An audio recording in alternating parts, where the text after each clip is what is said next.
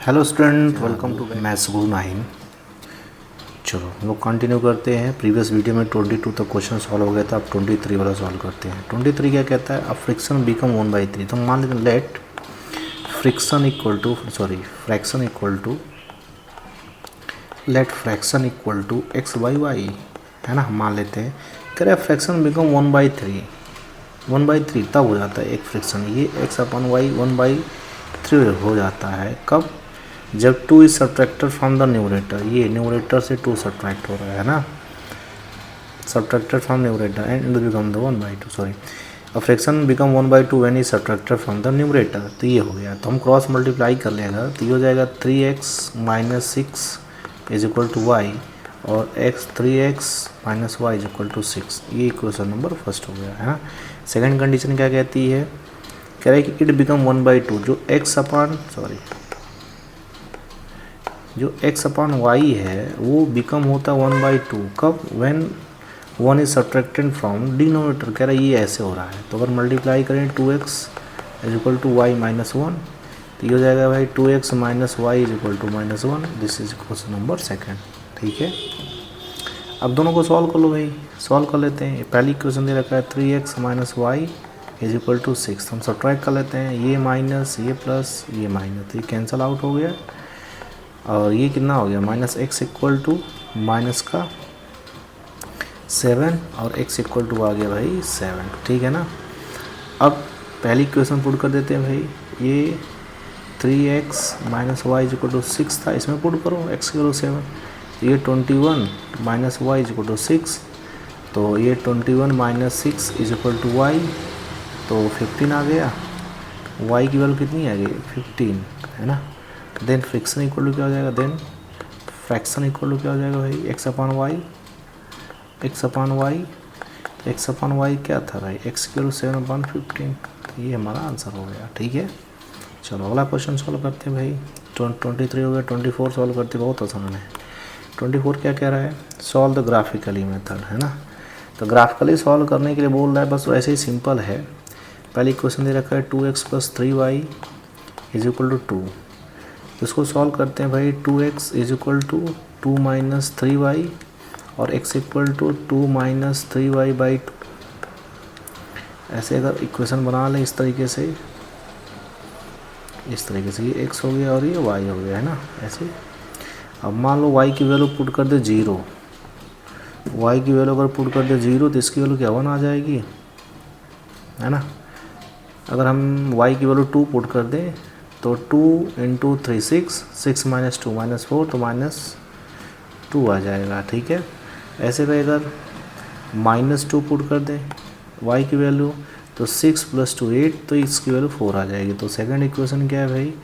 Second equation है भाई x - 2y is equal to 8। यही तो है, x इक्वल टू क्या हो जाएगा? 8 - 2y।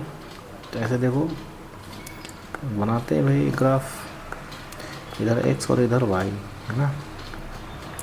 तो y की वैल्यू अगर मान लो y की वैल्यू क्या करें भाई? y की वैल्यू अगर 0 पुट कर दें तो इसकी वैल्यू 8 आ जाएगी। और y की वैल्यू अगर 1 पुट कर दें, y की वैल्यू 1,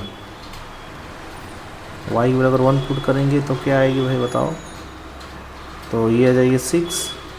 और y की वैल्यू 2 पुट कर दें, -3 पुट कर दें तो 6, सॉरी इसकी वैल्यू कुछ पुट कर दो ना, इसकी वैल्यू पुट कर दो, इसकी वैल्यू पुट करते हैं 3, तो ये 2 आ जाएगा, है ना। अब इसी को रिप्रेजेंट कर लो। ठीक, रिप्रेजेंट तो ग्राफ मेथड से ऐसे रिप्रेजेंट कर लो भाई। लाइन वाइन कैसे कैसे आएगी, मान लो कहीं इंटरसेक्ट कर रहा है, देखो कहीं कहीं इंटरसेक्ट करेगा, देख लेना कहीं, देखो इंटरसेक्ट कर रहा है तो ठीक, नहीं तो रिप्रेजेंट कर लेना। आसान है, बहुत आसान है 24 वाला। 25 देखो, कह रहे determine the graphically the coordinate of the vertices of a triangle, है ना। The equation whose side are given. तो कुछ नहीं सॉल्व करना है भाई, 25 सॉल्व करना है। देख लो वर्टिसेस ऑफ ट्राइंगल बना लेना, ग्राफ निकाल लेना। देखो फॉर एग्जांपल पहली इक्वेशन दे रखा है 2 y minus X equal to 8, तो ये हो जाएगा 2y equal to 8 plus X, और y इक्वल टू क्या आ जाएगा भाई बताओ, 8 प्लस एक्स अपॉन 2। ऐसे ही बना लेना ग्राफ, इधर x लिख लेना और इधर y लिख लेना। अब x की वैल्यू अगर मान लो 0 पुट करोगे तो y की वैल्यू कितनी आएगी, 4, है ना, ठीक है। और अगर x की वैल्यू, y की वैल्यू और कुछ पुट कर लो भाई, अगर x की वैल्यू -8 पुट कर लो, क्या आप कुछ और पुट कर सकते हो भाई, मान लो -8 पुट कर लेते हैं। अगर -8 पुट करेंगे तब क्या आएगा, 0 आएगा। ऐसा सेकंड इक्वेशन है भाई, देखो 5y minus X equal to 14, तब क्या आ जाएगा भाई, देखो x इक्वल टू क्या आएगा, 5y माइनस 14, है ना। तो ये इस तरीके से आ जाएगा, ऐसे इस तरीके से आ जाएगा। इधर x मान लेते हैं, इधर y मान लेते हैं, ठीक है। तो अगर y की वैल्यू क्या, x की वैल्यू, y की वैल्यू अगर 0 मान लें, 4 मान लें, क्या मान लें, कुछ मान लो, 4 मान लो, y की वैल्यू 4 तो 20 माइनस, अच्छा y की वैल्यू अगर 0 मान लेते हैं, 0 क्या मानोगे, y की वैल्यू मान लेते हैं 2, y की वैल्यू अगर 2 मान लें तो 10 और -4, तो ये आ गया। अगर हम y की वैल्यू मान लेते हैं कितना, 4 मान लेते हैं, तो अगर 4 मान लें तो कितना आ जाएगा, 5 4 20 और 20 माइनस 14 तो 6 आ जाएगा। और तीसरी वाली इक्वेशन क्या दे रखा है भाई, y minus 2x equal to 1, तब क्या आ जाएगा बोलो, y is equal to 1 plus 2x आ जाएगा, है ना। पुट कर लो ऐसे भाई, देखो इधर x मान लेते, इधर y मान लेते हैं, है ना। अब x की वैल्यू अगर 1 मान लें, x की वैल्यू अगर 1 मान लें तो y की वैल्यू 3 आएगी। अगर x की वैल्यू 0 मान लें तो y की वैल्यू क्या 1 आएगी। तो इतने इसको प्रूव करो भाई, ऐसे ग्राफ बनाओगे, ऐसे कोऑर्डिनेट बनेगा कि नहीं बनेगा, ऐसे कोऑर्डिनेट बनाओगे। तो पहली वाली इक्वेशन है, देखो ध्यान से, पहला 0,4 ले लेते भाई, इधर 0 है, 1 2 3 4 5 6 7 और 8 भी मान लेते हैं, यहीं 8 मान लेते हैं, इधर 8, इधर 1 2 3 4 5 6 7 8, इधर भी मान लेते हैं 2 3 4 5 6 7 8, इधर भी 1 2 3 4 5 6 7 8, इधर मान लेते हैं। तो इसी को रिप्रेजेंट करना, देखो ट्रायंगल के फॉर्म में बन जाएगा। हो सकता है कोई लाइन ऐसे भी जाए, कोई लाइन इधर से भी ऐसे जाए, कोई लाइन ऐसे बन जाए। तो ये देखो ट्रायंगल बन रहा है कि नहीं बन रहा है, ऐसे बनेगा, कोई शेप बन सकता है, तो निकाल लेना, ठीक है, ड्रा करके, ठीक, बहुत आसान है। फिर लास्ट क्वेश्चन 26 नंबर क्या कह रहा है, a peacock is sitting on the top of pillar which is 9 metre high, है ना। तो ये कह रहा है भाई, ये 9 मीटर हाइट पे है ना। देखो पीकॉक सिटिंग यहाँ कहीं बैठा हुआ है, from a point is 20 centimetre away from the bottom of the pillar. ये कह रहा है ये 27 से तो 20 दूर है ना, away from the bottom of the pillar. A snake is coming to its hole at the base of the pillar. अच्छा, seeing the snake the peacock pounces on it. If their speed are equal, at what distance from the hole is snake is caught? क्या snake कर रहा है भाई, ये ऐसे अगर देखा जाए तो एक ट्रायंगल बन रहा है, कह रहा है कि ये धीरे धीरे बढ़ रहा है, ये यहाँ से ऐसे स्नेक इधर इधर बढ़ रहा है, ऐसे ऐसे इधर तक आ रहा है, इस पॉइंट तक, ठीक है। तो अब ध्यान देखो भाई क्या कह रहा है, seeing the snake peacock pounces on its if their speed are equal. तो स्पीड इसकी इक्वल कह रहा है, at what distance of the hole, है ना।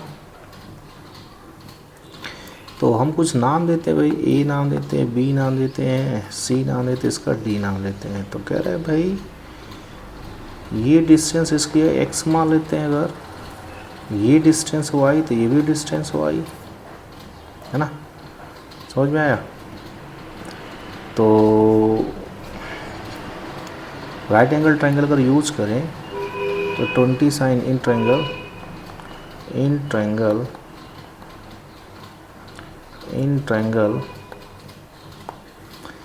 ए कौन सा ट्रायंगल भाई मान लेते हैं, ए बी डी में राइट एंगल ट्रायंगल मान लेते हैं। तब क्या आएगा भाई बताओ, y का स्क्वायर इक्वल टू क्या आएगा भाई बताओ, x का स्क्वायर, ये 90 डिग्री आएगा, और प्लस 9 का स्क्वायर। इसको इक्वेशन नंबर फर्स्ट मान लेते हैं, है ना। ये यूँ कर लो भाई 81 equal to Y square minus X square, इसको इक्वेशन नंबर फर्स्ट मान लेते हैं, है ना। अच्छा, तो बड़े वाले ट्रायंगल देख लेते हैं। बड़ा वाला ट्रायंगल क्या है, Y square plus X square.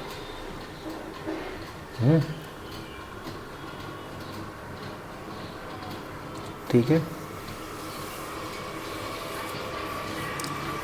अच्छा, यहीं से देखो एक चीज़ और ध्यान दो, 21 इक्वल टू ये क्या हो जाएगा, y प्लस एक्स हो सकता है कि नहीं हो सकता है, और ये क्या हो जाता है y माइनस एक्स, ये हो सकता है ना। अब ध्यान देखो भाई, यहाँ से यहाँ तक की डिस्टेंस जो x प्लस वाई है वो है भाई 27 सेंटीमीटर, है ना। बोलो है कि नहीं है। तो अगर हम यहाँ पुट कर दें तो ये 81 अपान एक्स प्लस वाई आएगा इज इक्वल टू